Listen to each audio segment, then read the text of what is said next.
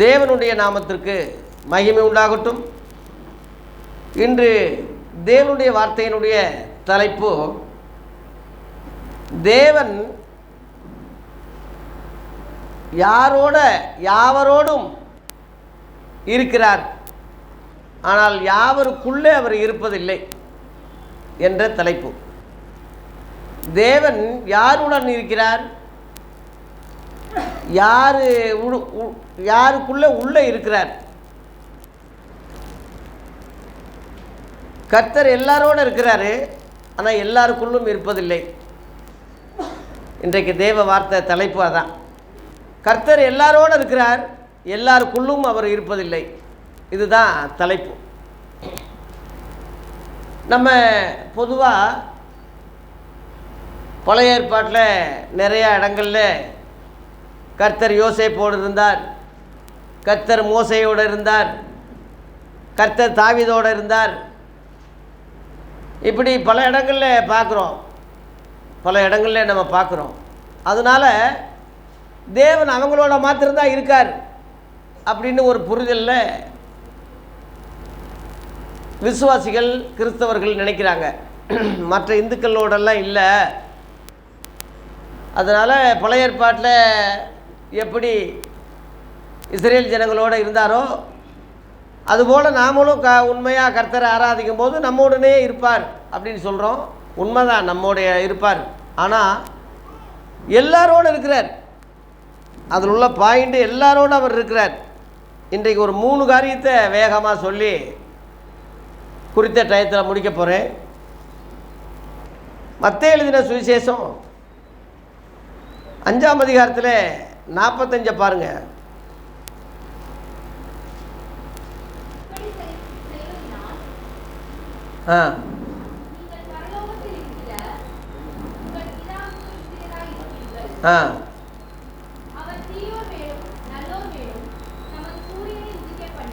நல்லோர் மேலும் தீயோர் மேலையா? தீயோர் மேலும் நல்லோர் மேலும் தமது சூரியனை உதிக்க பண்ணி நீதி உள்ளவர்கள் மேலும் அநீதி உள்ளவர்கள் மேலும் மழையை பெய்ய பண்ணுகிறார். இயேசுவின் மலை பிரசங்கத்தில் ஒரே தேவன் பூர்ண சர்க்குணர் என்று அங்கே சொல்கிறார். கடைசியில் நீங்களும் இந்த மாதிரி செஞ்சீங்கன்னா நீங்கள் பூர்ண சர்க்குணனாக இருப்பீங்க. பிதாவாகி தேவன் எப்படி பூர்ண சர்க்குணனாக இருக்கிறாரோ அதுபோல் நீங்களும் இருக்கணும். அதனால் எல்லார் மேலேயும் அவர் இருக்கார். நல்லோர் தீயோர் மேலே இருப்பாரா? இருக்கிறாருன்னு போட்டிருக்கு.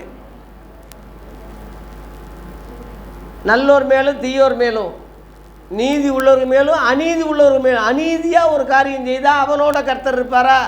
இருப்பாருன்னு தான் இயேசு சொல்கிறாரு. நமக்கு ஒரு ஆச்சரியமான ஒரு செய்தியாக இருக்குது. கெட்டவங்களோடையும் இருக்கார், நல்லவர்கள் மேலும் இருப்பார், பொல்லாங்கு செய்கிறவங்களோடையும் இருக்கார். அதனால் பழைய ஏற்பாட்டில் நிறைய இடங்களில் அவருடைய பிள்ளைகளோடு இருந்தார்னு சொல்கிறதோடு இன்னொரு காரியம் என்னென்னா, பார்வோனுடைய இருதயத்தை அவர் கடினப்படுத்தினார், மறுபடியும் போக வச்சார். அவனே கடைசியில் கர்த்தர் தான் தெய்வம், உண்மையிலே கடவுள் தான், கர்த்தர் தான், உங்களுக்கு யெகோவா தான் தெய்வம், அதனால் இனிமேல் ஒன்றும் செய்ய மாட்டேன், அவருக்கு ஆராதனை செய்ய அனுப்பி விடுறேன்னு அவன் சொல்கிறான். பழைய ஏற்பாட்டில் நேபுகாத் நேச்சர் என்று ஒரு மனுஷன், அவனோட கர்த்தர் பேசினார். நான் கட்டின மகாபாபிலோன் அல்லவா அப்படி சொல்லும்போது அந்த வாயில் வார்த்தை இருக்கும்போதே அவன் ராஜ்யபாரம் அவனை விட்டு போயிடுச்சு. திரும்ப அவன் பொத்து தெளிந்த போது திரும்ப ஆண்டவரை புகழ்ந்து ஆண்டவரை தோத்தரிக்கிறான் பழைய ஏற்பாட்டில். அதே மாதிரி ஆபிரகாமுடைய மனைவியை சகோதரின்னு சொல்லிட்டு போன ஆபிரகாம், ஏன்னா தேவ பக்தி இல்லாதவங்க, சாராள் அம்மா ரொம்ப அழகாக இருப்பாங்க, அந்த அம்மாவை எடுத்துகிட்டு போயிடுவாங்க இவரை கொண்டுட்டு புருஷன்னா. அதனால் சகோதரன்னா இவரை கொல்ல மாட்டாங்க. அப்போ சகோதரியை கட்டி கொடுன்னு சொல்லும்போது நம்ம தப்பிச்சுக்கலாம் அப்படி சொல்லி ஆபிரகாம் சொன்னால் அந்த அம்மாவும் சரின்னு சொல்லிச்சு. அந்த அடிப்படையில் ஒருத்தன் கூட்டிகிட்டு போயிடுவான். ஆதியாகமம் 20ஆம் அதிகாரத்தில் பார்த்தீங்கன்னா ஒருத்தன் கூட்டிகிட்டு போய் அவளை தொடும்போது கர்த்தர் அவனோட பேசுகிறாரு, நீ அவளை தொடாத, அவன் தீர்க்கதரிசியினுடைய மனைவி, ஆபிரகாமுடைய மனைவி, நீ தொட்டால் சாவ அப்படின்னு சொல்கிறாரு. அப்போ அவன், ஆண்டவரே, அவன் சகோதரின்னு சொன்னானே, இவனும் சகோதரி தானே சொன்னான், குற்றமில்லாத சுத்த மனச்சாட்சியில் தான் நான் இந்த மாதிரி செஞ்சேனே தவிர வேறு ஒன்றும் இல்லை, அதுக்கு தான் உன்னை தடுத்தேன் அப்படின்னு சொல்கிறாரு. அவன் இஸ்ரவேலில் அல்ல, யூதர் அல்ல, ஆனால் அவனோட பேசுகிறாரு. தேவ பிள்ளைகளே, இன்னொரு காரியம் என்னென்னா, பழைய ஏற்பாட்டில் எல்லாரோட இருந்தார், ஆனால் எல்லாருக்குள்ளும் இருக்கிறது இல்லை. ஓசியா 2 அதிகாரம் பாருங்கள். பழைய ஏற்பாட்டில் ஓசியா 2:8 படிங்க.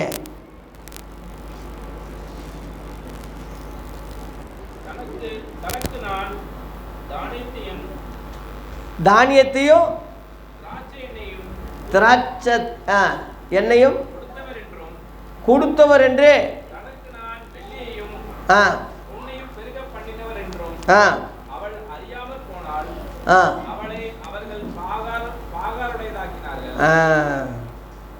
அதாவது கர்த்தர் சொல்றாரு, திராட்சை ரசத்தை தானியத்தையும் பெருக பண்ணினேன், அவங்கள நான் ஆசீர்வதித்தேன், அவங்க நல்ல வெள்ளியும் பொண்ணும் உடையவர்களாக ஆனாங்க, நல்லா விளைஞ்சது, நல்லா சாப்பிட்டாங்க, நல்லா இருந்தாங்க. ஆனால் கடைசியிலே ஆண்டவர் சொல்கிறாரு, அவைகள் என்ன ஆக்குனாங்க, பாகாலுடைய தான் ஆக்கினாங்க. பாகால்னா அந்த காலத்தில் ஒரு பெரிய தெய்வம். இன்றைக்கி நம்ம சொல்கிறோம்ல, திருப்பதி, காளியம்மா, மாரியம்மா, இப்படி பல தெய்வங்கள், பெரிய கெப்பாசிட்டியான கடவுள் எத்தனையோ பேர் இருக்கு இல்லையா. அந்த காலத்தில் பாகால்னு சொல்கிறது ஒரு சாமி பேர், ஒரு பொம்மை செஞ்சு அதுக்கு பாகால்னு பேர் வச்சாங்க. அது பிரபலமான சாமி. இந்த தமிழ் கடவுள்லாம் முருகன்னு சொல்கிறோம் இல்லையா, அது மாதிரி பாகால்னு சொல்கிறது ஒரு பெரிய சாமி, ஒரு பெரிய கடவுள். அந்த கடவுள் தான் எங்களுக்கு செஞ்சாருன்னு அவங்க நினச்சிட்டாங்க. ஆனால் செய்கிறது நான், ஆசீர்வதிக்கிறது நான், மழையை பெய்ய பண்ணுறது நான், தானியத்தை விளைய செய்கிறது நானுன்னு அவங்களுக்கு தெரியாமல் அவங்க என்ன ஆக்குனாங்க, பாகாலுடையதாக மாற்றிட்டாங்கன்னு சொல்லி ஒரு வேதனையான வார்த்தை கர்த்தர் சொல்கிறார். இதிலிருந்து நான் உங்களுக்கு என்ன சொல்கிறேன்னா, இந்துக்களுக்கு அவங்க சாமியை உதவி செய்து, அவங்க சாமி குணமாக்குது, அவங்க சாமி பொருளை பெருக பண்ணுது, அவங்க நல்லா படிக்கிறாங்க, பாஸ் பண்ணுறாங்க, இந்துக்கள் முஸ்லீம்கள் நல்லா இருக்காங்க, அவங்க சாமி கும்பிட்றாங்க, அந்த சாமி அவங்களுக்கு உதவி செய்யுது அப்படின்னு நம்ம தப்பாக நினைக்கிறோம். பொதுவாக எல்லாரும் அப்படி தான் நினைக்கிறாங்க. தயவு செய்து அப்படி நினைக்காதீங்க. நானே கர்த்தர், என்னை எல்லாமே வேறு தேவன் இல்லைன்னு சொல்கிறாரு. அதனால் இந்துக்களும் கூட ஒரு வார்த்தை சொல்லி, ஒன்றே குலம் ஒருவனே தேவன், ஒரு கடவுள் உண்டு, அவர் கொள்கை உண்டு, அது எப்போது நான் காத்திருப்பேன்னு ஒரு கவிஞர் எழுதியிருக்காரு. பல சாமிகள் இருந்தாலும் பல சாமிகள் மனுஷர்களாலே உண்டாக்கப்பட்டு அவங்க தெய்வங்களாக அதை ஆக்கி புது சாமிகள், புது மதங்கள் மனுஷன் ஏற்படுத்திக்கிட்டானே தவிர அதனால் பல தெய்வங்கள் ஆகாது, அவங்க வச்சது கடவுள் ஆகாது, சாமி ஆகாது. ஆதியாகமம் 8:22 நோவா காலத்துக்கு பிறகு ஜனங்க பெருகினாங்க இல்லையா, அந்த ஜனங்களுக்கு பெருகிறத பற்றி என்ன சொல்கிறாருன்னா, நான் இனிமேல் நான் ஜனங்களை அழிக்க மாட்டேன், எனக்கு மனஸ்தாபமாக இருக்கு, நான் செஞ்சது தண்ணியில் அழித்தது மனஸ்தாபமாக இருக்கு, இனிமேல் எல்லா மக்களும் அப்படி செய்ய மாட்டேன், காற்றடிப்பது, மழை அழிப்பது, விவசாயம் பண்ணுவது அது மாறுவதில்லை, அது ஆட்டோமேட்டிக் நடந்துக்கிட்டே இருக்கும்னு அன்றைக்கே சொல்லிட்டார். அந்த நோவா காலத்துக்கு பிறகு உள்ள ஜெனரேஷனுக்கு முழுவதும் அப்படித்தானே ஆனாங்க. அதுக்கு பிறகு தானே மதங்கள் பிரிஞ்சு, ஆபிரகாமிலிருந்து தான் மதங்கள் பிரிஞ்சிச்சு. ஆபிரகாம் ஒரு விக்கிர ஆராதனைக்காரனாக இருந்தால், அந்த ஆபிரகாமை கர்த்தர் தெரிந்து கொண்டு உன் தேசத்தையும் உன் இனத்தையும் உன் வீட்டையும் விட்டுட்டு வா, அங்கேயே இருந்தால் அந்த புத்தி தான் வரும். உன்னைய பரிசுத்தமாக ஆக்க முடியாது, ஒரே தேவனை நீ ஆராதிக்க முடியாது. பல தெய்வங்களை கும்பிட்டுக்கிட்டு இருக்காங்க, சாமியை செஞ்சு விற்கிறாங்க, மரணம் பூசக்கூடிய தேராக அவங்க அப்பா. அதனால் அவனை ஆண்டவர் வேறு பிரிக்கிறார். அந்த ஆபிரகாமிலிருந்து தான் மதங்கள் பிரிஞ்சது, சாமிகள் பிரிஞ்சது. ஆபிராம் என்று அவனுக்கு சரியான பேர். முதல்ல ஆபிராம், ராம் கூட்டம் அவங்க, அதான் ராமான்னு சொல்கிறாங்க, ராமன்னு சொல்கிறாங்க. ஆதியாகமம் 10ஆம் அதிகாரம் 7ஆம் வசனத்தில் ராமா என்று ஒரு மனுஷன் இருக்கான், அவனுக்கு 2 பிள்ளைங்க. அது லவகுசான்னு மாற்றிட்டாங்க புராணங்களில். ராமாவை ராமன் ஆக்கிட்டாங்க. மத்தேயு 7:17 கூட ராமாவிலே கூக்குரல் ஏற்பட்டது. தன் பிள்ளைகள் ராகேல் தன் பிள்ளைகளுக்காக அழுது ஆறுதலையாது இருக்கிறார் என்று எரேமியா தீர்க்கதரிசியினால் உரைக்கப்பட்டது நிறைவேறும்படி நடந்ததுன்னு சொல்லி 2 வயசுக்கு உட்பட்ட ஆம்பளை பிள்ளைகள்லாம் அந்த ஏரோது கொலை செஞ்ச பிறகு அந்த வார்த்தை அங்கே வருது. அங்கே 2ஆம் அதிகாரத்தில் மத்தேயு 2:1 கிறிஸ்து பிறக்கிறாருன்னு போட்டிருக்கு. அந்த கிறிஸ்துவை தான் கிருஷ்ணன் என்று, அந்த ராமாவை ராமன் என்று, ராகேலை ராதை என்றும், மேரிய மாரி என்றும் இப்படியாக புது தெய்வங்கள் உருவாக்கப்பட்டது. இது இப்படி வந்தது. அதனால் ஆண்டவர் என்னை கும்பிடலை, அதனால் உன்னை நான் ஆசீர்வதிக்க மாட்டேன், உன்னோடு இருக்க மாட்டேன் அப்படின்னு யாருக்கிட்டையும் சொல்ல மாட்டார்.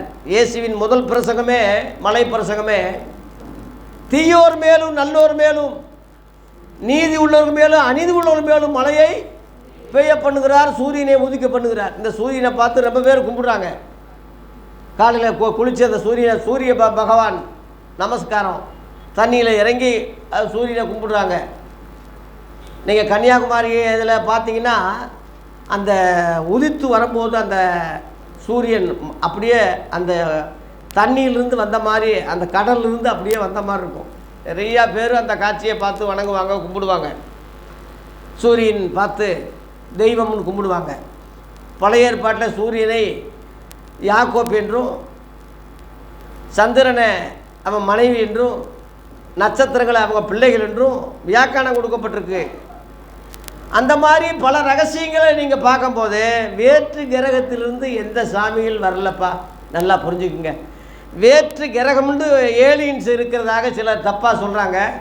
வேற்று கிரகம்னு ஒரு கிரகம் இருக்குது, அங்கேருந்து மனுஷர்கள் வாழ்கிறாங்கன்னு சொல்லி சில ஆளுங்க தப்பாக சொல்கிறாங்க, கணிக்கிறாங்க. விஞ்ஞானிகள் கூட பைத்தியக்காரங்களாக சிலர் சொல்கிறாங்க. அதெல்லாம் நம்பி விடாதீங்க. அதனால் இந்துக்களுக்கு வேறு சாமி, முஸ்லீம்களுக்கு அவன் சாமி, நம்ம கிறிஸ்தவங்களுக்கு இந்த சாமி. இந்த குறுகுண வட்டம், இந்த அறியாமை தயவு செய்து மாற்றுங்க.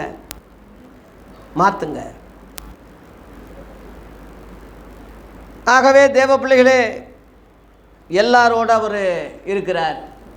அப்போஸ்தலர் 17:28 பாருங்க. ஏனெனில்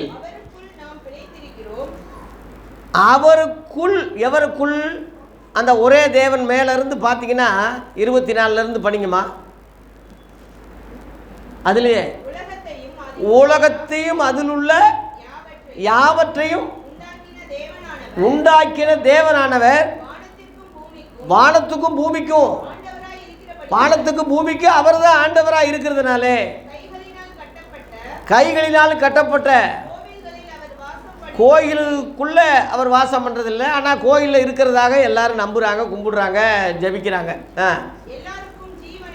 எல்லாருக்கும், அதாவது ஆதாமிலிருந்து எடுத்துக்கிட்டால் அவன் சந்ததிகள் முழுவதும் எல்லா ஜாதி, எல்லா மதம், எல்லா ஆளுகளுக்கும் ஜீவனையும் சுவாசத்தையும் சகலத்தையும் கொடுக்குற அந்த தேவன் அவருக்கு ஏதோ ஒரு தேவை இருக்கிற மாதிரி மனுஷர் கைகளினால் இப்போ தொட்டியில் போட்டு ஆட்டுறது, சேலையை உடுத்துறது, குளிப்பாட்டுறது, 2 பொம்மைகளை வச்சு கல்யாணம் முடிக்கிறது, இப்படிலாம் செய்கிறாங்க இல்லையா? அந்த மாதிரி பணிவிட அவர் கொள்றதில்லை. சாமியை பால் அபிஷேகம் பண்ணுறாங்க, பஞ்சாமிர்தம் அபிஷேகம் பண்ணுறாங்க, எண்ணெயை ஊற்றி குளிப்பாட்டுறாங்க. அப்படி இருக்கு இல்லையா? அதெல்லாம் கடவுளுக்கு செய்கிற பணிவிடதான்னு நினச்சிக்கிறான் இல்லையா? அந்த மாதிரி கடவுள் நினைக்கிறது இல்லை. அப்படி நான் செய்ய மாட்டேன், நான் அப்படி பணிவிட மனசுங்கிட்ட வாங்க மாட்டேன்னு அந்த ஒரிஜினல் கடவுள், உண்மையான ஒரே கடவுள் சொல்கிறாரு. மனுஷ ஜாதி கேளுங்க, மிருக ஜாதி இல்லை, மனுஷ ஜாதி. மனுஷ ஜாதி அனைவரும் சகல ஜனங்களையும் ஒரே இரத்தத்தினாலே, கவனிங்க, இரத்தம் ஒன்று தான், ஒரே இரத்தத்தினாலே எல்லா மக்களையும் தோன்ற பண்ணியிருக்காரு. பூமியின் மீது America, Japan, England, Singapore, Saudi Arabia நாடுகள், இந்தியா, இப்படி பல நாடுகளில் அவர் தான் குடியிருக்க செஞ்சுருக்காரு. பாஷையை அவர் தான் தாறுமாறாக்குனார். இப்போ நிறையா பாஷைகள் பேசுகிறாங்கல்ல, ஆதியாகமம் 11 தாறுமாறாக்குனது அவர் தான். எல்லா மக்களும் பல தேசங்களில் குடியிருக்காங்க.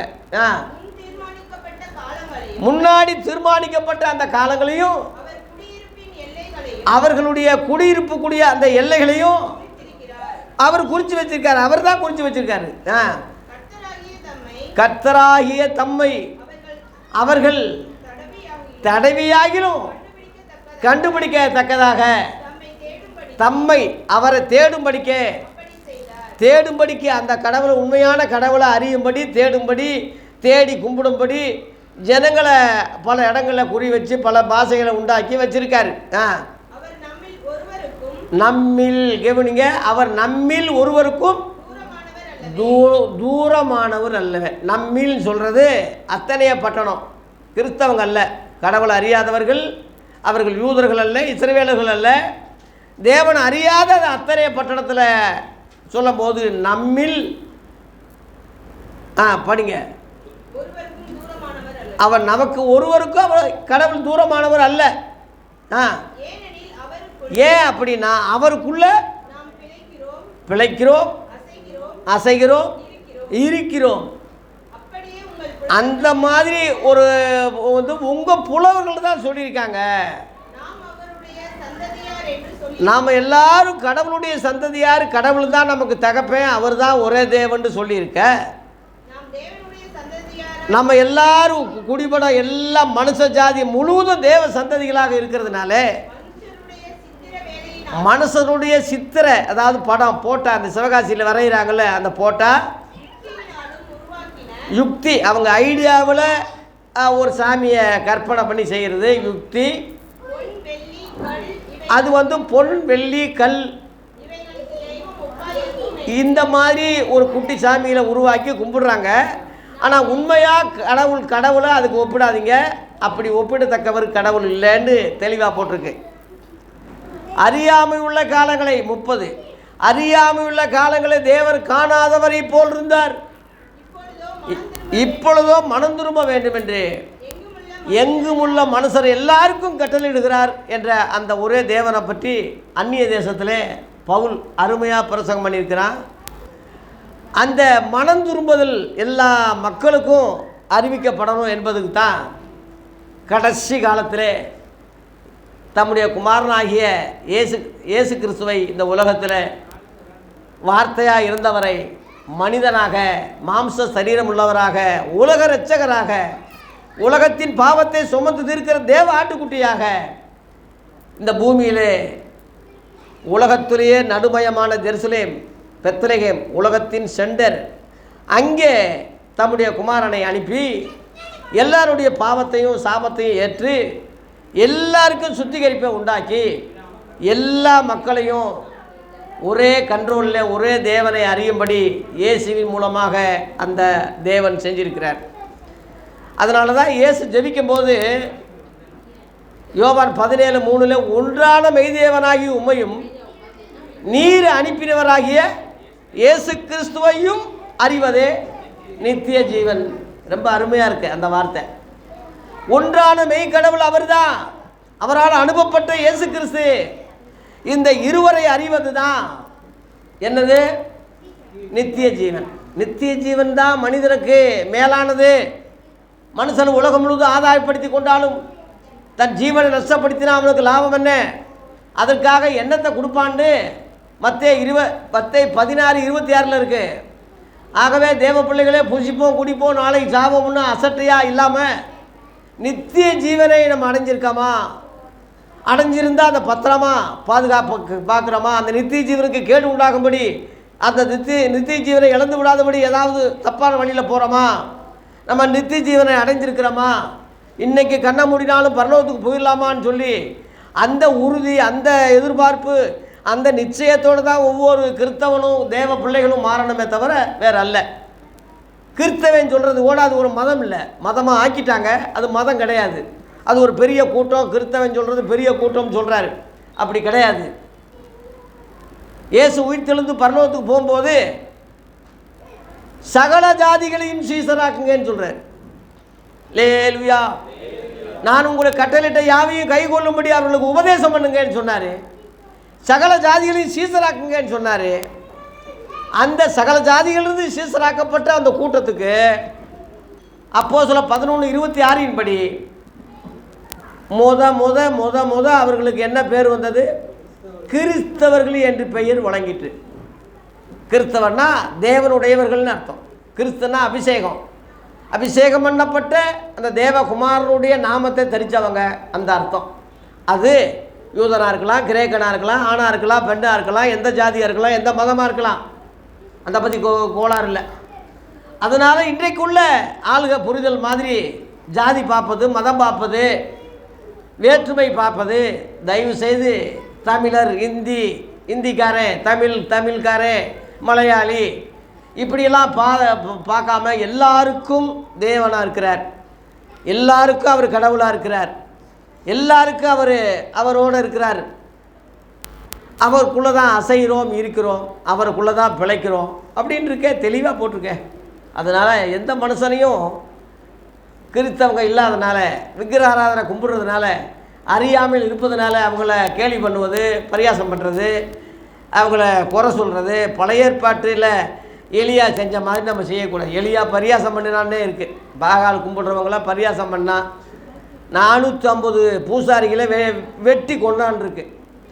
அந்த ஊழியம் நம்ம ஊழியம் அல்ல, அந்த புரிதல் நமக்கு கிடையாது. அந்த பரியாசம் நம்ம பண்ணக்கூடாது. எல்லார் மேலேயும் தேவன் இருக்கார், எல்லார் மேலேயும் இருக்கார். ஆகவே தேவ பிள்ளைகளே, இந்த புரிதல் தேவ பிள்ளைகளுக்கு கண்டிப்பாக இருக்கணும். பவுலுக்கு இருந்தது மாத்திரமல்ல, நமக்கும் இருக்கணும். அன்னைக்குள்ள சீசர்களுக்குள்ள அநேகருக்கு அது தெரியல, புரியல. இயேசு சொன்னதை அப்புறம் தான் விளங்கிக்கிட்டாங்க. அப்போஸ்தலர் 10ஆம் அதிகாரத்தில் பார்த்தீங்கன்னா, கொர்நேலியு வீட்டுக்கு பேதுரு அழைக்கப்படுறான். கொர்நேலியு கடவுளை அறியாதவன், பேதுரு வர சொல்லி பிரசங்கம் பண்ண சொல்கிறான். அவங்க வீட்டில எல்லாம் யாரும் சாப்பிட மாட்டாங்க, அவங்க தீண்டத்தகாதவங்க, சாப்பிட மாட்டாங்க. கீழ் ஜாதி மேல் ஜாதியின் மாதிரி இன்றைக்கு இருக்கிற மாதிரி சாப்பிட மாட்டாங்க. ஆனால் பரிசுத்த ஆவியானவர் அவங்க எல்லார் மேலும் இறங்கிட்டான்னு இருக்கு. அப்போஸ்தலர் 10:44 வசனத்தை கேட்டவர்கள் யாவர் மேலும் பரிசுத்த ஆவியானவர் இறங்கினார். லேலுயா. அவங்கெல்லாம் கிறிஸ்தவங்க கிடையாது, யூதர்கள் கிடையாது, இஸ்ரவேலர்கள் கிடையாது, ஞானஸ்நானமும் பெறல. பாருங்க, பரிசுத்த ஆவியானவர் அங்கே இறங்குறாரு. அப்போ தான் பேதுரு ஆச்சரியப்படுறான். ஆகா, தேவன் பட்சபாதம் உள்ளவர் அல்ல, எந்த ஜனத்தையும் அவர் நேசிக்கிறார். அதுக்கு தான் முன்னாடியே ஒரு தரிசனம் அவனுக்கு வந்துச்சு. பூமியில் உள்ள 4 கால் பிராணிகள் எல்லாம் ஒரு கூடையில் அவனுக்கு தரிசனமாக காட்டப்பட்டு, பேதுருவே எழுந்து அடித்து புசி அப்படின்னு சொல்லும் போது, நான் தீட்டு உள்ளதா அசுத்தையும் நான் சாப்பிட மாட்டேன், நான் அந்த மாதிரி திங்க மாட்டேன்னு இவன் சொல்கிறான். கர்த்தர் சொல்கிறாரு, நான் சுத்தமாக்கினதை நீ அசுத்தம்னு என்னாத சாப்பிடுன்னு சொல்லி 3 தடவை சொல்லி 3 தடவை இவன் மறுத்ததுனால கூடு எடுத்துக்கொள்ளப்பட்டது. அது அவனுக்கு தெரியல, அந்த தரிசனம் விளக்கம் தெரியல. எப்போ தெரிஞ்சிச்சு? அந்த கொர்நேலியு வீட்டில் ஆவியானவர் இறங்கும் போது, ஆகா, இதுக்கு தான் ஆண்டவர் தரிசனம் காட்டினார். எந்த ஜாதியும் கீழ் ஜாதியும் மேல் ஜாதின்னு சொல்லக்கூடாது, எல்லாரும் ஒரே ரத்தம் தான், எல்லாரும் கடவுளுடைய மக்கள் தான். அதனால இவங்களுக்கு ஞானசானத்தை எப்படி விளக்குறது கொடுங்கடான்னு சொல்லி அதில் 48ஆம் வசனத்தில் எல்லாரும் அப்புறம் ஞானசானம் பெறுறாங்க. ஆகவே தேவ பிள்ளைகளே, தேவன் யூதருக்கு மாத்திரமா தேவன், புறஜாதிகளுக்கும் அவர் தேவன் அல்லவா? ரோமர் 3:29 தேவன் யூதர்களுக்கு மாத்திரமா தேவன், புறஜாதிகளுக்கும் தேவன் அல்லவா? ஆம், புறஜாதிகளுக்கும் அவர் தேவன் தான். அப்போ யூதன் தானே சொல்லப்பட்டது, அவங்களுக்கு தானே கடவுளானார்னா, நீங்கள் அதுலேயே ரோமர் 2ஆம் அதிகாரம் 28 படி, 27, 28 படிங்க. சுபாவத்தின்படி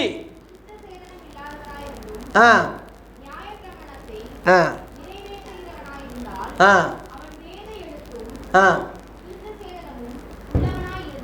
ஆ ஆ ஆ அப்புறம் ஆ ஆ இங்கே கவனிங்க, புறம்பான யூதனானவன் யூதன் அல்ல. புறம்பாக ஒருத்தன் ஒரு ஜாதி தேவமாறு நாய்க்குமாறு புறம்பாக சொல்லப்பட்டது அந்த ஜாதி அல்ல. அவன் அப்படி ஆள் இல்லை, இவங்களாம் சொல்லப்பட்டு செட்டப் பண்ணது. ஆ ஆ சரீரத்தில் செய்ய சடங்காச்சாரங்கள்லாம் அது ஒன்றும் இல்லை. பாயிண்ட், உள்ளத்திலே யூதனானவனே யூதே. லேலுயா அங்கே போட்டிருக்கு, எழுத்தின்படி உண்டாகாமல் ஆவிப்படி ஆவிக்குரியபடி இருதயத்தில் உண்டாகும் விருத்த சேதனமே விருத்த சேதனம். இருதயத்தில் உண்டாகும் அந்த விருத்த சேதனம்னா ரட்சிப்பு. இருதயத்தில் ஒருத்தருக்கு ரட்சிப்பு வரணும். மாம்சத்தில் சடங்காச்சாரங்களில் மொட்டை எடுக்கிறது, காது குத்துவது, அழகு குத்துவது, நாக்கில் குத்துவது, பறவை காவடி மாதிரி தொங்குறது, சரீரத்தில் நீ எந்த காரியம் செய்தாலும் கூட அது ஒன்றும் கிடையாது. இருதயத்தில் உள்ள அந்த இதுதான் உண்மையான சுத்திகரிப்பு, உண்மையான விருத்த சேதனம். அவன்தான் யூதே அப்படின்ட்டு. யூத என்ன அர்த்தம் என்னன்னா கர்த்தரை துதின்னு அர்த்தம். ஆதியாகமம் 35 அதிகாரத்தில் அதில் போட்டிருக்கு 29 கடைசியில், நான் கர்த்தரை இன்னும் துதிப்பேன்னு அவனுக்கு யூதா என்று பெயரிட்டாள். யூதா என்றால் கர்த்தரை துதின்னு அர்த்தம். பூமியின் குடிகளே கர்த்தரை எல்லாரும் துதிங்கன்னு சங்கீதம் 100 இருக்குது. ஆகவே பூமியின் குடிகள் எல்லாரும் துதிச்சா அந்த துதிக்கிறவங்களுக்கு பேர் தான் யூதே. அது எழுத்தின்படி அல்ல, ஆவிக்குரியபடி. எழுத்தின்படி யூதர்கள் இருக்காங்க, இஸ்ரேல் நாட்டில் இருக்காங்க. ஆகவே தேவ பிள்ளைகளே, இந்த புரிதல் நமக்கு வேணும். சாமியில் கும்பிடுறாங்கன்னா அந்த சாமியை அவங்க உதவி செஞ்சுன்னு சொல்லாதீங்க. எல்லாருக்கும் அவர் தான் செய்கிறாரு, ஒரே தேவன் தான். கவனிங்க, எபேசியர் 4:6. இந்த ரகசியங்கள்லாம் பழைய ஏற்பாட்டில் பொதுவாக வெளிப்படலை, கொஞ்சம் கொஞ்சமாக வெளிப்பட்டுச்சு, பங்கு பங்காக வகை வகையாக. முழு செய்தி வெளிப்படலை. எல்லாருக்கும் கவனிங்க, எல்லாருக்கும்னா எல்லா ஆளுகளுக்கு தான் ஒரே தேவனும். அந்த தேவன் எல்லாரையும் படைச்சதுனால அவருக்கு பிதா அப்பா என்று பேர். கவனிங்க, எல்லார் மேலும்.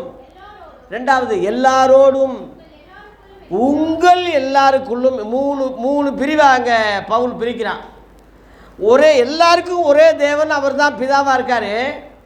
அவர் எல்லார் மேலே இருக்கார், எல்லாரோடும் இருக்கிறாரு, எல்லாருக்குள்ளும் இல்லை. உங்கள் எல்லாருக்குள்ளும் இருக்காருன்னு அங்கே 3வது சொல்லியிருக்கு. அந்த உங்கள் சொல்கிறது அவங்க யார்?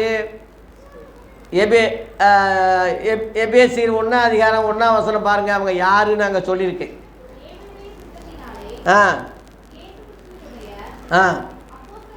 தேவனுடைய சித்தத்தின்படி இயேசு கிறிஸ்துவ ஊழியக்காரனாகிய இந்த பவுல், இங்கே எபேசின்னா அது ஒரு ஊர். எபேசியிலே கிறிஸ்து இயேசுவுக்குள் விசுவாசிகளாக இருக்கிற பரிசுத்தவான்களுக்கு எழுதுகிறதாவது. அல்லேலூயா. அப்போ கிறிஸ்துக்குள்ள உண்டாகும் பரிசுத்தவான்களுக்கு நான் எழுதுகிறேன். உங்கள் எல்லாருக்குள்ளும் அவர் இருக்காரு. அந்த இறைவன் எல்லார் மேலே இருக்காரு, எல்லாரோட இருப்பார், எல்லாருக்குள்ளே இருக்கிறது இல்லை. ஆனால் நீங்கள் கிறிஸ்துக்குள்ளே வந்ததுனால உங்களுக்குள்ளே உங்களுக்குள்ளே அவர் இருக்காருன்னு அந்த ரகசியத்தை சொல்கிறான். கிறிஸ்துக்குள்ளே அவங்க எப்படி வந்தாங்க? எல்லாரும் கிறிஸ்துவுக்கு வெளியே நிற்கிறாங்க, தேவனை தரிசிக்கிறாங்க, கும்பிடுறாங்க. அது வேறு பேரில் அழைக்கிறாங்க, வேறு பேரை சொல்லி கும்பிடுறாங்க. சத்தியம் தெரியாதனால அதை ஓவியமாக வரைகிறாங்க, சிலையாக வடிக்கிறாங்க, கோயிலாக கட்டுறாங்க, கும்பிடுறாங்க. தெரியாதனால ஞான அர்த்தம் ஒவ்வொன்றுக்கும் இருக்குது. போன வியாழக்கிழமையில் மதுரையில் ஒரு சகோதரோடு பேசிக்கிட்டு இருந்தேன். அப்போ பிராமண சகோதரர் ஒரு ஐயா சந்தன பூட்டை வச்சு குங்குமம் வச்சு அதில் திருநீர் வச்சு அதில் குங்குமம் வச்சு வந்து பேசிக்கிட்டு இருக்கார் ஐயர். அப்போ அவர் கிட்ட நான் விளக்கம் கொடுத்தேன். எல்லாருக்கும் அவர் கடவுள் தான், எல்லாருக்கும் தேவன் தான் ஐயா. நீங்களும் உங்களை அறியாமலேயே இந்த சின்னத்தை வச்சுருக்கீங்க.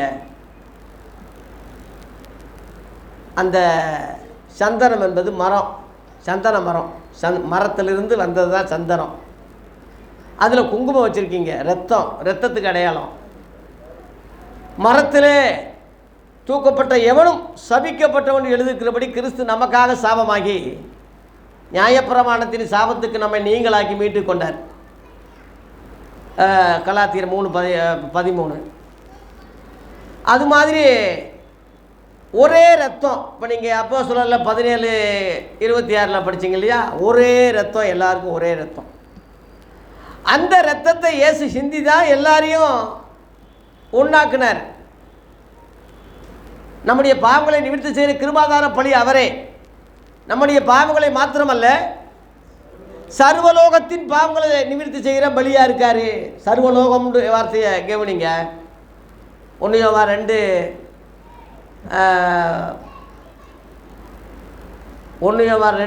இருக்கு. ஆமாம், சொல்லிட்டேன்ல. நம்முடைய நிவர்த்தி செய்கிற பலி அவர் தான்.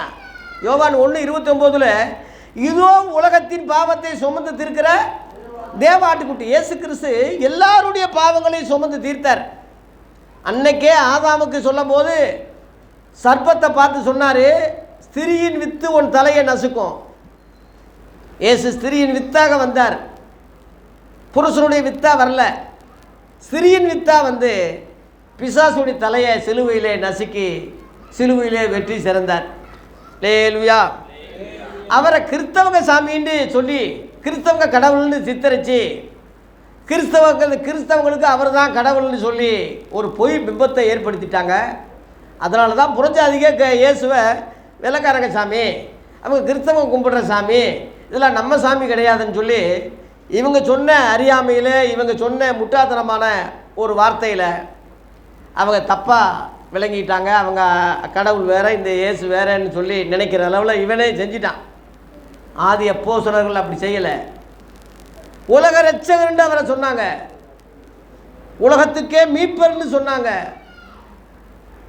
தேவகுமார்னு சொன்னாங்க. நீங்கள் அறியாமல் ஆராதிக்கிற அவரையே தான் நான் சொல்கிறேன், வேற கடவுளை சொல்லலை, நீங்கள் கும்பிடுறவங்கள தான் சொல்கிறேன்னு ஞான அர்த்தம் சொன்னாங்க.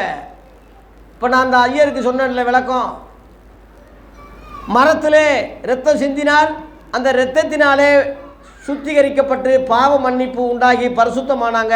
அதுக்கு அடையாளம் தான் திருநீர். திருநீர் வெள்ளையாக இருக்கிற மாதிரி உன்னை பரிசுத்தப்படுத்துகிறாரு. அந்த குங்குமம் ரத்தத்துக்கு அடையாளம். இயேசு கிறிஸ்துவின் ரத்தம் சகல பாவங்களை நீக்கி நம்மை சுத்திகரிக்கிறது. அதனால் வேற்று சாமிகளோ வேறு தெய்வங்களோ வேறு மந்திரவாதியோ சோசியமோ அப்படி இப்படின்னு சொல்லி மூல பழக்கத்தில் மக்கள் விழுந்து கிடக்கிற மாதிரி, கிறிஸ்தவ மக்களே, பிள்ளைகளே, மெய்யானவனி தேவ சபை மக்களே, நீங்கள் அப்படி போயிடக்கூடாது. எல்லாருக்கும் ஒரே தேவன் இருக்கார், அவர் பிதாவாக இருக்கிறாரு, அவர் எல்லாரோடு இருக்கார், எல்லாரும் மேலும் இருக்கார், எல்லாருக்குள்ளும் இருக்கிறது இல்லை.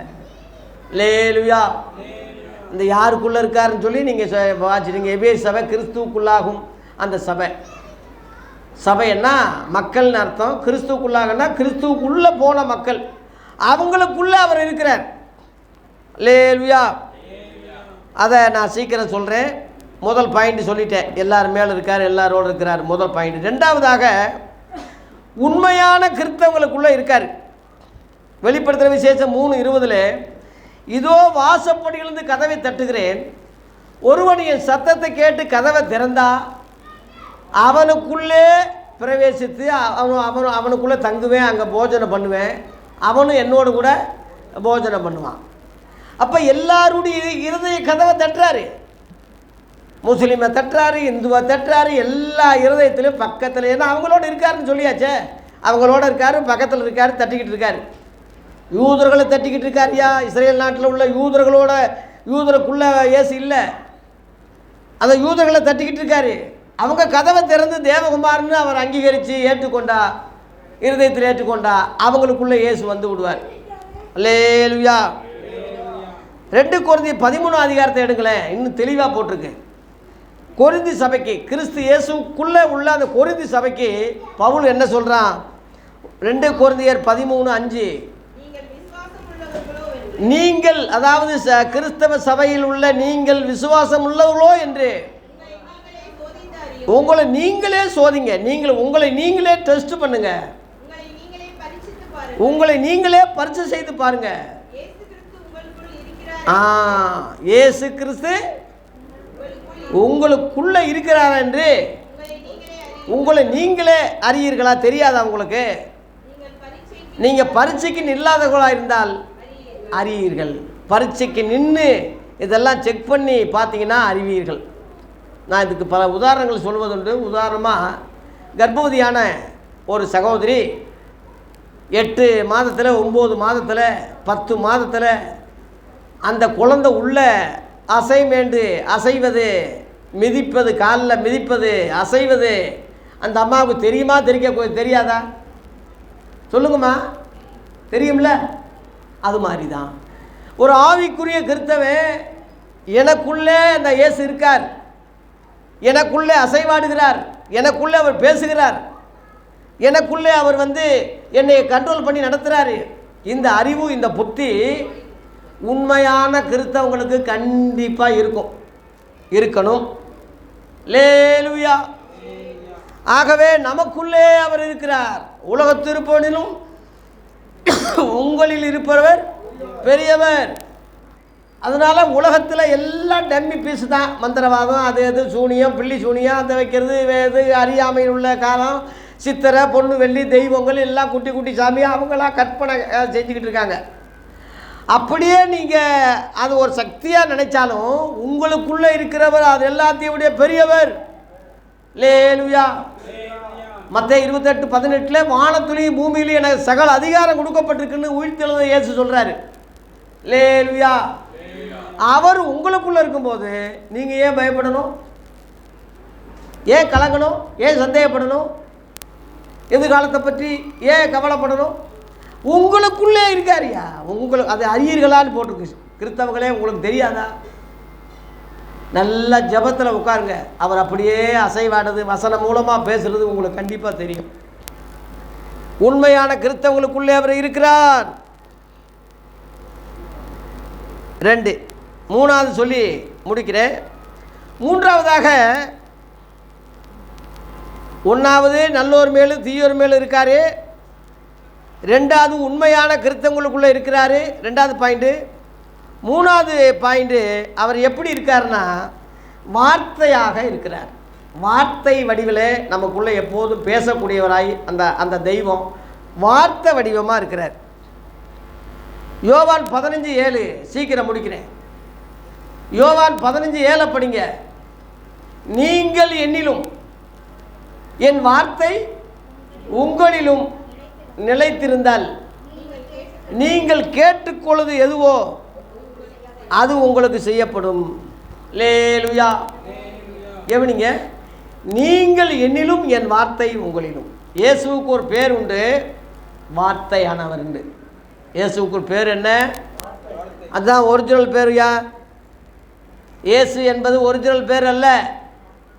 இயேசு என்பதற்கு பாவங்களை போக்கி ரட்சிக்கிறவர் என்று அர்த்தம். மத்தேயு 1:21 இருக்கு. ஆனால் வார்த்தைன்னு சொல்கிறது தான் ஒரிஜினல் பேர். யோவான் 1:1, ஆதியிலே வார்த்தை இருந்தது, அந்த வார்த்தை தேவனிடத்தில் இருந்தது, அந்த வார்த்தை தேவனாக இருந்தது. அதுலேயே 14ஆம் வசனத்தில் அந்த வார்த்தை மாம்சமாகி கிருபையினாலும் சத்தியத்தினாலும் நிறைந்தவராக நமக்குள்ளே வாசம் பண்ணினார். அவருக்கு தான் இயேசு என்று பெயரிட்டார்கள். பாவத்தை போக்கி ரட்சிக்கிற பொருளில் இயேசு என்று பெயரிட்டார்கள். உலக தோற்றம் முதல்ல அபிஷேகம் பண்ணப்பட்டதுனாலே கிறிஸ்து எண்ணப்பட்டார். தேவராலே அவர் அனுப்பப்பட்டதுனாலே அப்போஸ்தலர் எண்ணப்பட்டார். இதுக்கெல்லாம் காரணம் பெயர்கள் தான். ஆனால் ஒரிஜினல் பேர், உலகத்துக்கே தெரியாத ஒரு பேர் வார்த்தை தான். அல்லேலூயா. வெளிப்படுத்துகிற விசேஷம் 19 அதிகாரம். வெளிப்படுத்துகிற விசேஷம் 19:13 பாருங்க. இரத்தத்தினாலே தோய்க்கப்பட்ட, இது 2ஆம் வருகையில் இயேசு வர்றாரு. இரத்தத்தினாலே அந்த வஸ்திரத்தை தரித்திருந்தார். அவருடைய பெயர் தேவனுடைய வார்த்தை என்பதா என்பதும் என்பதே இந்த தேதா அதுதான் அவர் பேரே, அதுதான் ஒரிஜினல் பேரு வார்த்தை. அந்த வார்த்தை உங்களுக்குள்ள இருக்கா என்பதுதான் கேள்வி. 2 கொரிந்தியரில் 1:20 படிங்க.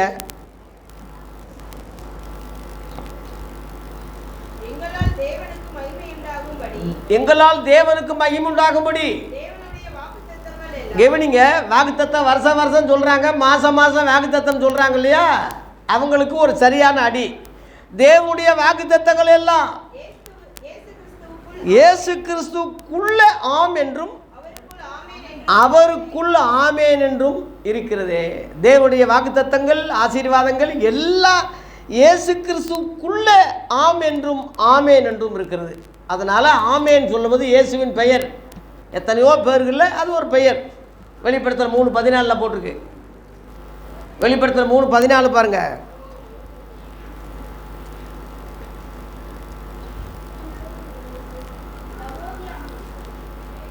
படிங்க படிங்க, அதே தான்.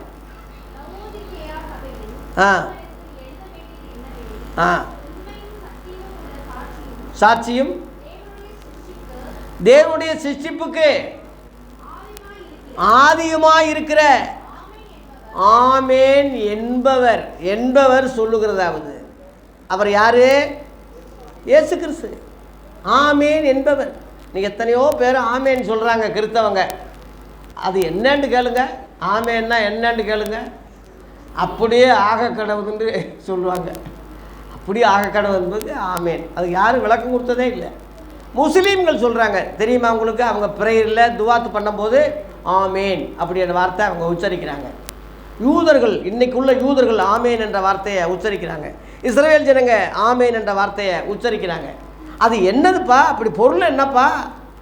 என்ன எல்லாருக்கும் பொருள் இருக்குது, எல்லா பேருக்கும் பொருள் உண்டு. பொருள் இல்லாத உலகத்தில் ஒன்றுமே இல்லை. எப்பொருள் யார் யார் வாய் கேட்பினும் அப்பொருள் மெய்ப்பொருள் காண்பது தான் அறிவு என்று வள்ளுவர் சொன்ன மாதிரி எல்லாருக்கும் பொருள் உண்டு, எல்லாத்துக்கும் வார்த்தை உண்டு, பொருள் உண்டு. அப்போ ஆமேன்னு சொல்கிறீங்களே, அதுக்கு என்ன அர்த்தம் அப்படின்னா யாருக்கும் தெரியாது. இங்கே சொல்கிறாரு, அது நான் என் பேருன்னு சொல்கிறேன். ஆமேன் என்பவர் நான் சொல்கிறேன்னு சொல்கிறேன். அல்லேலூயா.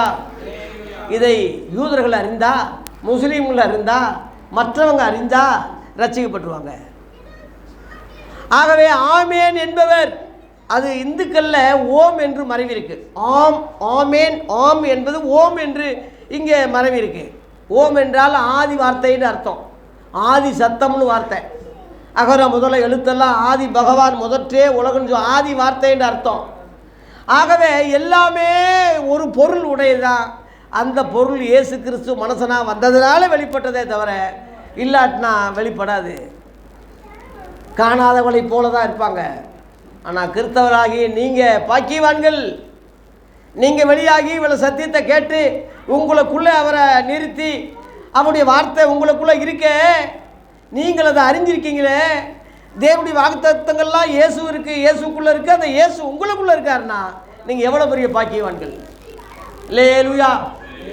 எதுக்கும் கவலைப்படாதீங்க, எதுக்கும் பயப்படாதீங்க, யாருக்கிட்டையும் போய் கெஞ்சாதீங்க. எந்த இதுக்கும் நீங்கள் அணிபணிஞ்சு போக வேண்டியதில்லை. உலகத்திருப்பவனிலும் நம்மோடு நமக்குள்ளே இருக்கிறவர் பெரியவர். இது ஒன்றை மட்டும் மறந்துடாதீங்க. எவ்வளோ தீய சக்தி வந்தாலும், எவ்வளோ மந்திரவாதம் வந்தாலும், எவ்வளோ ஜெய்வனை வச்சாலும், எவ்வளோ மலையாள மந்திரம் போகுதுனாலும், எவ்வளோ தான் இருக்கட்டுமே, ஒரு வார்த்தை தயவு செய்து நினச்சிக்கங்க, உங்களில் இருக்கிறவர் பெரியவர். அல்லேலூயா. அவருடைய பிள்ளைகள் என்று பேர் வாங்கியிருக்கீங்க. அவருடைய நாமத்தின் மீது விசுவாசமுள்ளாய் அவரை ஏற்றுக்கொண்டவர்கள் எத்தனை பேர்களோ அத்தனை பேர்களும் தேவனுடைய பிள்ளைகளாகும்படி என்ன செய்தார்? அதிகாரம் பெற்றவங்க. நீங்கள் சாதாரண ஆளுக இல்லை. கிறிஸ்தவர்களே, அது மதம் அல்ல. கிறிஸ்தவம் என்பது மதம் அல்ல. சகல ஜாதிகளும் சஞ்சரிக்கக்கூடிய ஒரு ஒருமிக்கப்பட்ட இயேசுவின் சீசர்களாக்கப்பட்ட அந்த சீசத்துவத்துக்கு தான் கிறிஸ்தவம், கிறிஸ்தவர்கள், கிறிஸ்தவம் என்று சொல்லப்பட்டதே தவிர அது ஒரு மதமாக இன்றைக்கு உள்ளவங்க மாற்றிட்டாங்க என்பது தான் வேதனையான காரியம். அது மதம் அல்ல. உலகத்துக்கே பொதுவானது சீசத்துவம். அவங்களுக்கு கிறிஸ்தவங்கன்னு பேர். அபிஷேகம் பட்டவங்கன்னு அர்த்தம். அதனால் எதுக்கும் கவலைப்படாதீங்க. அந்த வார்த்தை வடிவமாய் உங்களோடு இருக்கிறார். வார்த்தை வடிவமாக இருக்கிறவர் சரீர ரீதியில் இருக்காரா? யோவான் 6ஆம் அதிகாரம் சொல்லி முடிக்கிறேன். 55 பாருங்க. யோவான் 6:55, என்னுடைய மாம்சம் மெய்யான போஜனமாக இருக்கிறது, என் ரத்தம் மெய்யான பானமாக இருக்கிறது. கவனிங்க, ஆவி ஆத்மா சரீரம் கொண்டது தான் ஒரு மனித வடிவு. அந்த ஆத்மா என்பது வார்த்தை, சரீரம் இரத்தம் என்பது மனுஷன் பூமியில் வந்ததுக்கு அடையாளம். இயேசு இந்த அப்பத்தை கையில் கொடுக்குறாரு. நானே ஜீவப்பம் என்று 48 போட்டு அதில் சொல்லியிருக்கேன். 58 போட்டிருக்கு, என்னை புசிக்கிறவன் என்னாலே பிழைப்பான்னு சொல்கிறார். அல்லேலூயா. ஆகவே நமக்கு அதுக்கு அடையாளமாக தான் பரலோகத்துக்கு போகிறதுக்கு முன்னாடி புது உடன்படிக்கை ஒன்று செய்து, என் மாம்சத்தை அப்பமாக சாப்பிடுங்க, என் இரத்தத்தை திராட்சரசமாக பானம் பண்ணுங்க, நான் வர்ற வரைக்கும் இதை செய்யுங்க, உலகத்தின் முடிவு வரைந்தும் சகல நாட்களில் நான் எங்கே இருக்கேன், உங்களோட கூட இருக்கேன், உங்களுக்குள்ளே இருக்கேன், பயப்படாதீங்கன்னு சொல்கிறாரு. அதற்கு அடையாளமாக தான் நாம் ராபோஜனம் என்ற பேரில் ஒவ்வொரு 3 மாதத்துக்கு ஒரு முறை அது செய்கிறோம். நான் அடுத்த வாரம் அது செய்ய போகிறோம். ஆகவே இரத்தத்தின் வடிவாக நமக்குள்ளே இருக்கார், மாம்சத்தின் வடிவாக நமக்குள்ளே இருக்கார், ஆதியிலே இருந்த அந்த வார்த்தையின் மூலமாகவும் நமக்குள்ளே இருக்கிறார். ஆகவே நீங்கள் என்னிலும் என் வார்த்தை உங்களிலும் என்று சொல்கிறாரு. அதனால் யாருக்கும் பயப்படாதீங்க, யாருக்கிட்டையும் போய் கெஞ்சாதீங்க. நீங்களே அப்பா பிதாவேன்னு கூப்பிடுங்க. உங்கள் அப்பா கிட்ட போகிறதுக்கு வேறு யாருக்கிட்டையா நீ போகணும்? யார் சப்போர்ட் உனக்கு வேணும்? அப்பா, நீங்கள் பிள்ளை, அதிகாரம் பெற்ற பிள்ளை, அப்பா பிதாவேன்னு கூப்பிடுகிற புத்திர சுவிகாரத்தின் ஆவியை உங்களை கொடுத்துருக்கிறாரு. அவர் அப்பான்னு கூப்பிடுங்க. ஊழியக்காரங்களை எல்லாம் எப்பயுமே சார்ந்து இருக்காதீங்க. அவங்க ஒரு வேலைக்காரன், ஆண்டவரால் நியமிக்கப்பட்ட ஒரு வேலைக்காரன் தான். அவன் வாயிலிருந்து கர்த்தர் பேசுவார். ஆனால் நீ பிள்ளையாக இருப்பதுனால உனக்கு தாயா முதலிடம். நல்லா கவனிங்க. ஊழியர்னா பணியாள். ஒரு வீட்டில் பணியாள்கள் இருக்காங்க, ஒரு 10 பேர் 15 பேர் இருக்காங்க ஒரு பெரிய அரண்மனையில். அப்பாக்காரன் அந்த ஊழியர்கள் பணிவிட செய்கிற எல்லாம் நல்லவங்க தான், உண்மையை அவங்களுக்கு செய்கிற அந்த உதவியை காட்டணும். அவருடைய பிள்ளைகளுக்கு தான் அதிகமாக செய்வார். அந்த சொத்து முழுவதுக்கும் அரண்மனைக்கு முழுவதும் சொந்தக்காரன் யார்? ஊழியக்காரனா? பணிவிடக்காரனா? யார்? பிள்ளைகள். நீங்கள் பிள்ளைகள் என்று அதிகாரம் பெற்றதுனால உங்கள் தெய்வம் உங்கள் அப்பா. அவர் மற்ற எல்லாவற்றையும் கொடுப்பது அதிக. அவருடைய இரத்தத்தையே சிந்தி அவர் குமாரன், ஒரே பேரான குமாரனையும் அனுப்பி ரட்சிப்பை உண்டாக்க அக்கினி கடலிருந்து தப்பிச்ச நம்முடைய தேவன் மற்ற எல்லாவற்றையும் கொடுப்பது. எல்லாவற்றையும்னா நீ என்னென்ன கேட்குற? என் பிள்ளை சின்ன பிள்ளையாக இருக்கும்போது என்கிட்ட கேட்க, அப்பா இந்த ஏரோப்ளேன் வாங்கிட்டு வாங்க, இந்த கார் வாங்கிட்டு வாங்க, இந்த பைக் வாங்கிட்டு வாங்கன்னா, பொம்மையில் சின்ன சின்ன பொம்மை வாங்கினா சந்தோஷம். கார் கிடச்சிருச்சான், ஏரோப்ளேன் கிடச்சி சந்தோஷம். பிள்ளைங்க அப்படி தான் கேட்பாங்க. வேறு என்ன என் உயிரையா கேட்க போகுது? அப்படியே கேட்டாலும் என் உயிரையும் கொடுத்தவர் தான் இயேசு. இரத்தத்தை கொடுத்தவர். கடைசியில் மாம்சத்தையே ராபோஜனம் என்ற அந்த அடையாளத்துக்கு கொடுத்துட்டு, நான் திரும்ப வர்ற வரைக்கும் இது சாப்பிடுங்கன்னு சொல்லி நினைப்பூட்டுங்க, அடையாளமாக வச்சுக்கோங்க, நினைவு கூறுங்க, இதை பானம் பண்ணும்போதெல்லாம் என்னை நினைவு கூறுங்கன்னு சொன்னார். அதான் புது உடன்படிக்கை. பழைய உடன்படிக்கை என்பது பழைய ஏற்பாடு, புது உடன்படிக்கை என்பது புதிய ஏற்பாடு. இந்த புதிய ஏற்பாடு சத்தியத்தில் தான் முழு ரகசியம் வெளியாகிருக்கு. இப்போ சொன்ன எல்லா ரகசியங்களும் புதிய ஏற்பாட்டில் தான் வெளியாகிருக்கே தவிர பழைய ஏற்பாட்டில் பங்கு வகையாக இருப்பதனால தான் பல தெய்வங்கள் பாகால் மாதிரி பல தெய்வங்களை வச்சு கும்பிட்டாங்க. அதே புரிதலில் உலகம் இருப்பதுனால இவங்களும் அது மாதிரி தான் இருக்காங்க. பாவப்படணும், அவங்களும் கடவுளுடைய மக்கள் தான். உங்களுக்காகவே இயேசு இரத்தம் சிந்தினார் என்று நான் ஒரு காலத்தில் அறியாமல் இருந்தேன், இப்போ அறிஞ்சேன். அதுபோல் நீங்களும் வாங்க. நம்மில் ஒருவருக்கும் தூரமானவர் அல்ல. கிறிஸ்துவம் என்பது மதம் அல்ல, மதத்தில் சேருவதில்லை. அவருடைய மக்களாக ஆகுங்க. உங்களுக்குள்ளே இந்த இயேசுவை ஏற்றுக்குங்க என்பது தான் சத்தியம். ஆகவே இந்த புரிதலோடு பொதுமக்களை அணுகுங்க. இந்த புரிதலோடு மற்றவங்களை பிரசவம் பண்ணுங்க. இன்றைய ஊழியர்கள் உங்களுக்கு யாராவது சிக்கினான்னா அவங்ககிட்ட இந்த சத்தியத்தை சொல்லுங்கள். ஏன்னா எல்லாரும் சத்தியம் இல்லாதபடி அலைஞ்சிக்கிட்டு இருக்காங்க. சத்தியத்தை கை கொண்டு வருகிற ஜாதிக்கு தான் கதவு திறக்கப்படும் என்று ஏசாயா 26:2 போட்டிருக்கு. சத்தியத்தையும் அறிவீர்கள், சத்தியம் உங்களை விடுதலையாக்கும்னு சொல்லப்பட்டிருக்கு. விடுதலையோடு கர்த்தரை ஆராதிக்க, விடுதலையோடு ஊழியம் செய்ய, விடுதலையோடு நம்முடைய காரியங்கள் எல்லாம் செய்ய, அந்த விடுதலையின் நாயகனாகிய சத்தியத்துக்கு தூணாக இருக்கிற சத்தியம் என்று பேர் பெற்ற அந்த ஆண்டவராகிய இயேசு நமக்குள்ளே இருக்கிறார் என்பதை தெரிந்து கொள்ளுங்க. எல்லாரோடு இருப்பார், எல்லார் மேலும் இருப்பார், எல்லாருக்குள்ளும் அவர் இருப்பதில்லை. அவரை ஏற்றுக்கொண்டவங்க எத்தனை பேரோ அவங்களுக்குள்ளே அவர் இருக்கிறார். எப்படி? வார்த்தையாக. நீங்கள் என்னிலும் என் வார்த்தை உங்களிலும் சொல்கிறார். அதனால் அந்த வார்த்தையை இழந்துடாதீங்க. அவருக்குள்ளே உள்ளவரை மிஸ் பண்ணிடாதீங்க.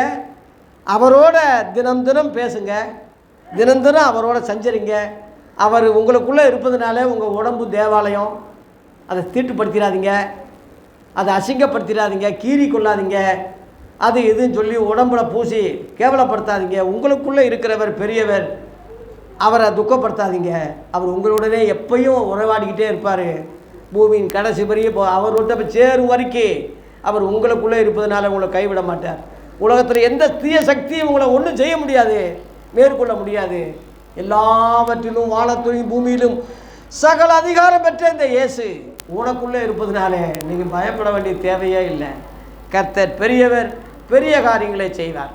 ஆகவே சேதியை நிறைவு செய்கிறேன். இந்த தேவ வார்த்தையினுடைய அடையாளம்,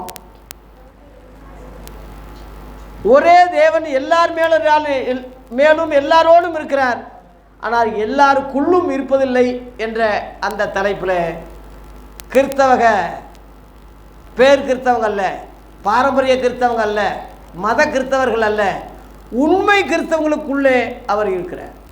அல்லேலூயா. உங்களில் இருக்கிற பெரியவர், அவரை உடன்பட்டு ஜெபிங்க, அவரோட டெய்லி பேசுங்க.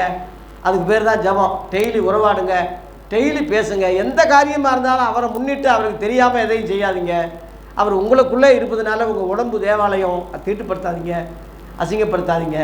அவர் சரீரத்துலையும் இரத்தத்துலையும் உங்களோட உடன்படுறாரு. அதான் ராபோஜனம்.